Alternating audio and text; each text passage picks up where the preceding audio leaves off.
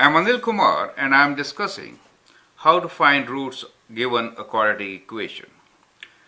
Now in this set of videos, we are trying to find roots of quadratic equation. That really means solution for a given quadratic equation.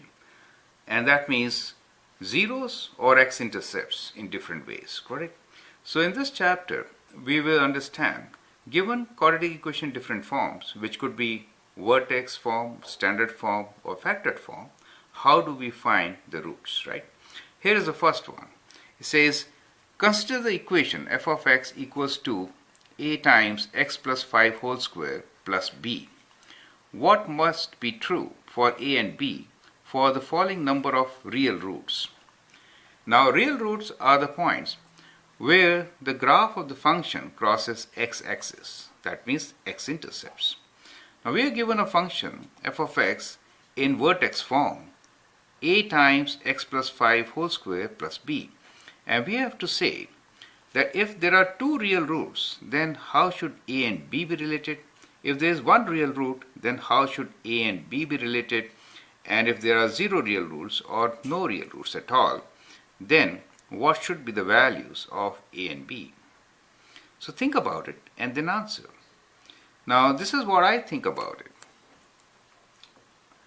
When we have a function as given to us, then we know the vertex is at plus b, that vertex is at minus. So when we have a function, let me write down the function here as f of x equals to a times x plus 5 whole square plus b, then the vertex is at minus 5 plus b. So the vertex, I should write vertex is at minus 5 and plus b. So that is the point on which we have vertex. Now minus 5 is the axis symmetry, so somewhere along this line. So that is the vertex. Now b could be positive or negative. And a is actually telling us the direction of opening, whether the parabola opens up or down. Imagine if b is positive. If b is positive, then the vertex will be somewhere here, right? In second quadrant. Now, if a is also positive, then what happens? If a is also positive, the parabola will open upwards and will not cut the x-axis. And so we get zero roots. So we get zero roots if a is positive and b is also positive, right? But if a is negative, then what happens? Then parabola opens downwards. In that case, we get two roots. So if b is positive and a is negative, so a is negative and b is positive, we get two roots. Okay. Now let us consider the case when b is negative. So let us say that the b now is negative and therefore it will be in quadrant 3. Now if b is negative, then a could be positive or negative. If a is positive, then go upwards and strike at two places. So when b is negative, then a should be positive to give us two roots. But along with b, if a is also negative, parabola opens downwards and we don't get any root. So if b is negative and a is also negative, then we don't get any roots. So these are the combinations which tells us how a and b are related for two roots or no roots. So what do you observe?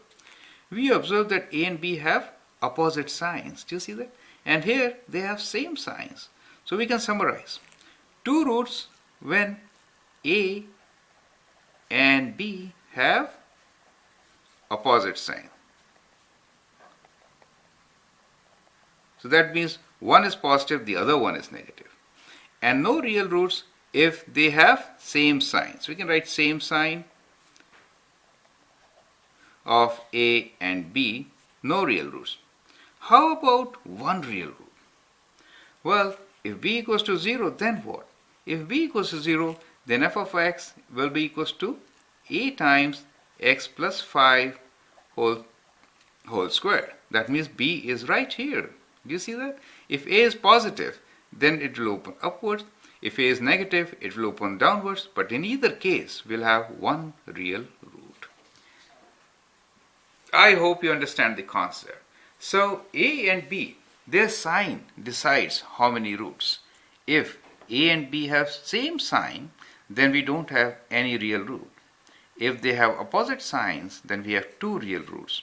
And if b is equal to 0, then there is one real root. I hope you find it very interesting. Thank you, and share with your friends.